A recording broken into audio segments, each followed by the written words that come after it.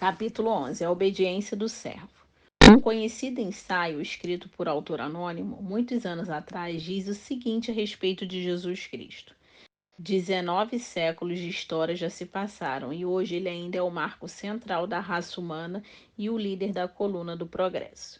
E quando afirmo que nem todos os exércitos que já marcharam nesse mundo, nem todos os navios já construídos, nem todos os parlamentos que já governaram, nem todos os reis que já reinaram, tomados em conjuntos, afetaram a vida do homem na terra com a mesma intensidade dessa única vida, ainda estou longe da realidade dos fatos. O falecido Iber Smith, respeitado erudito e estudioso da Bíblia, que viveu na geração passada, escreveu: a mais recente edição da Enciclopédia Britânica dedica 20.000 palavras a essa pessoa, Jesus, e nem ao menos dá a menor indicação de que ele possa não ter existido.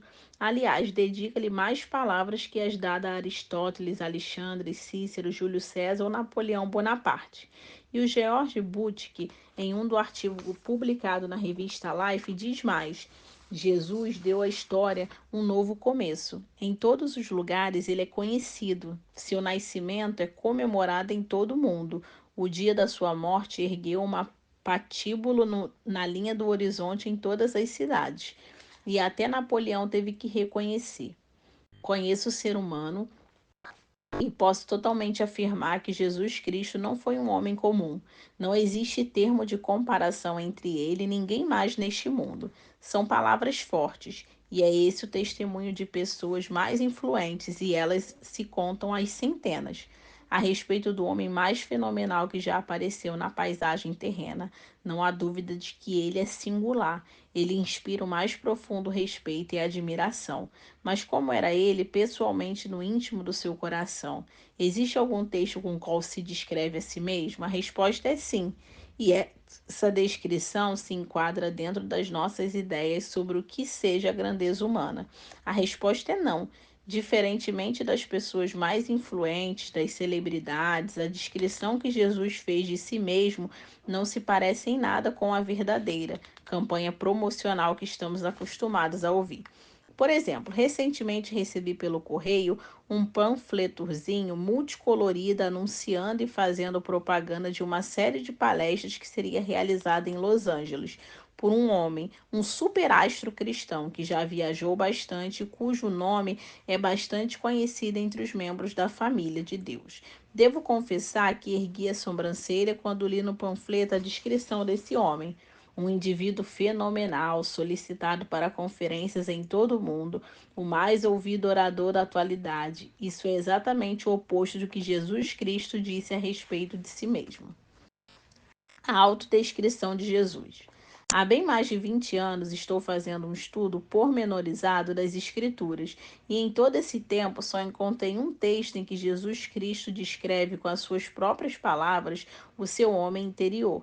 E para descrever-se, ele utiliza apenas duas palavras, ao contrário daquele homem célebre de Los Angeles, cuja descrição é feita em termos tais como fenomenal e solicitado, e ele nem menciona o fato de que era mais ouvido orador. Ele não diz sou sábio e poderoso, embora isso seja verdade, e não diz também sou santo e eterno, ou sou onisciente e divino. Apesar de tudo isso ser realidade, sabe o que foi que ele disse? Segure-se firme aí, isso pode lhe causar espanto. Vamos ler Mateus 11, 28.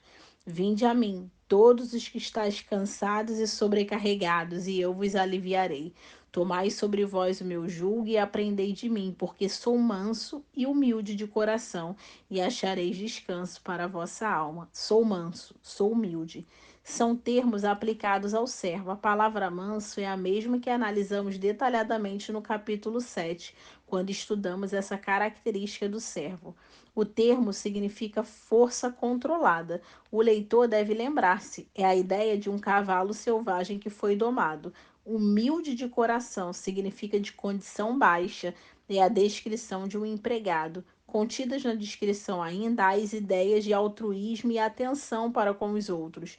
Entretanto, não existe aí o conceito de fraco e insignificante. Sinceramente, considero de grande relevância o fato de que quando Jesus nos dá uma visão de si mesmo, da sua verdadeira personalidade interior, ele emprega os termos manso e humilde, como já vimos anteriormente. Deus se acha interessado em formar em nós a imagem de seu filho, e são qualidades como essas que ele deseja ver brotar em nossa personalidade. Quando nos enquadramos nessa descrição, é que mais nos aproximamos da semelhança de Cristo. E como essas qualidades se revelam? De que forma demonstramos possuí-las? Através de nossa obediência. O serviço e a obediência andam sempre juntos, como os irmãos siameses. E o melhor exemplo que temos disso é o próprio Filho de Deus que confessou abertamente: Nada faço por mim mesmo, porque eu faço sempre o que lhe agrada. Em outras palavras, a descrição que Jesus faz de si mesmo foi comprovada pela sua obediência. Ele praticava o que pregava como ninguém mais neste mundo. Ilustração da descrição de Jesus. A mansidão e a humildade presentes na vida do Salvador têm a sua melhor evidência no relato de João 13, quando ele lavou os pés de seus amigos, os discípulos. Naquela oportunidade, ele nos deu alguns princípios eternos relacionados com o servir que não podemos ignorar. Quem estiver realmente desejoso de aprimorar seus serviços cristãos deve empenhar-se em estudar o texto de João 13, aplicando à sua vida tanto os fatos como as aplicações deles. Informação preliminar. A cena com que nos deparamos nesse capítulo ocorreu no primeiro século da era cristã em Jerusalém.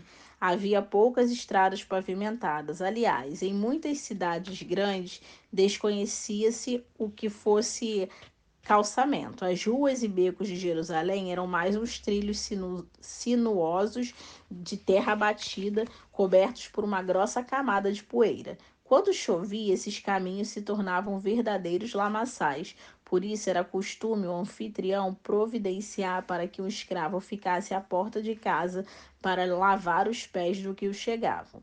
O servo se ajoelhava diante dos convidados, tendo nas mãos uma vasilha de água, uma bacia, uma toalha, e lavava os pés empoeirados ou enlamaçados de cada visitante. No momento em que este ia entrar na casa, os sapatos, botas ou sandálias eram deixados à porta, um costume que até hoje prevalece no Extremo Oriente.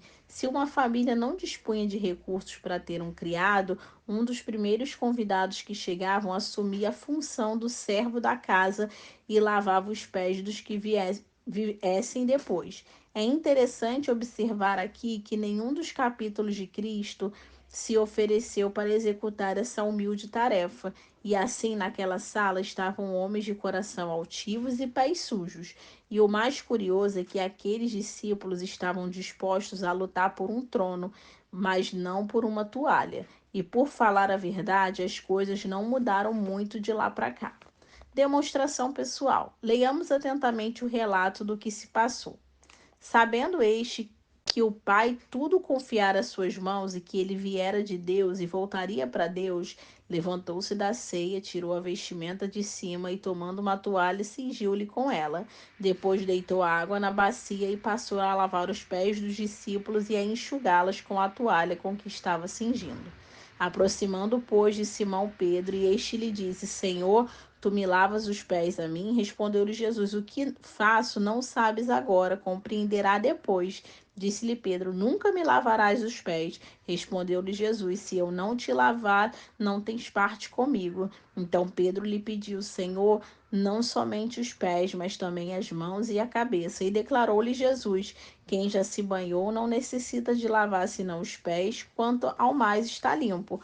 Ora, vós estáis limpos, mas não todos, pois ele sabia quem era o traidor. Foi por isso que lhe disse: Não todos estáis limpos. Meditando sobre esse episódio que João descreve para nós, encontro nela duas ou três observações sobre servir os outros. Servir é um ato praticado sem aviso prévio. Jesus não disse: Meus amigos, agora vou demonstrar a vocês o que é ser servo. Não mesmo. Observe minha humildade. Nada disso. Esse tipo de comportamento ostensivo de característica dos fariseus. Se alguém quiser saber se eram humildes ou não, bastava ficar perto deles. Mais cedo ou mais tarde acabavam fazendo a ostentação de seus atos, e foi por isso que Jesus tratou com tanta severidade em Mateus 23. Ao contrário daqueles religiosos hipócritas, o Messias saiu da casa quase que despercebidamente. Silenciosamente tirou sua túnica e, pegando uma toalha, vasilha de água e bacia, começou a ir de pessoa em pessoa lavando os pés. Mas lembremos que ele não estava sentado, como aparece nos famosos quadros de Leonardo da Vinci. A Última Ceia. Com todo o respeito que devemos àquele gênio da arte, devemos afirmar que ele errou quando retratou a cena bíblica com os olhos de um renascentista.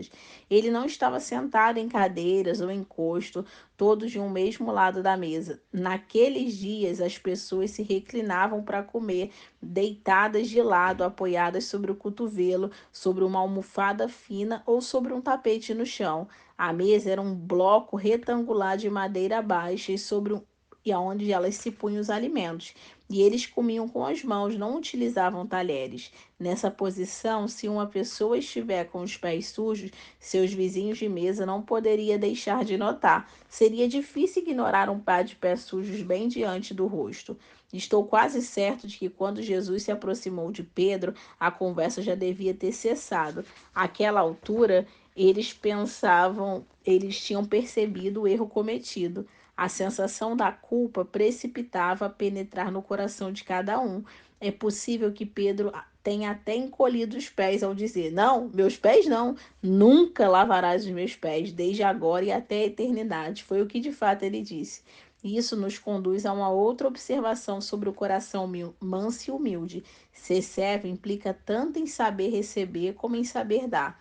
Pedro não estava disposto a ser tão vulnerável assim. Afinal de contas, Jesus era o mestre. De modo algum iria lavar os pés de Pedro. Agora eu pergunto: isso é humildade? Sabemos que não é. Às vezes, receber um favor de alguém exige de nós mais nobreza do que dá. E quando relutamos em receber, na verdade, estamos mostrando certo orgulho, não é mesmo? Jasmine Frog Sullivan, um homem constantemente ativo no trabalho cristão, vivendo de um culto a outro, dando pouca atenção à sua família, teve que enfrentar uma situação não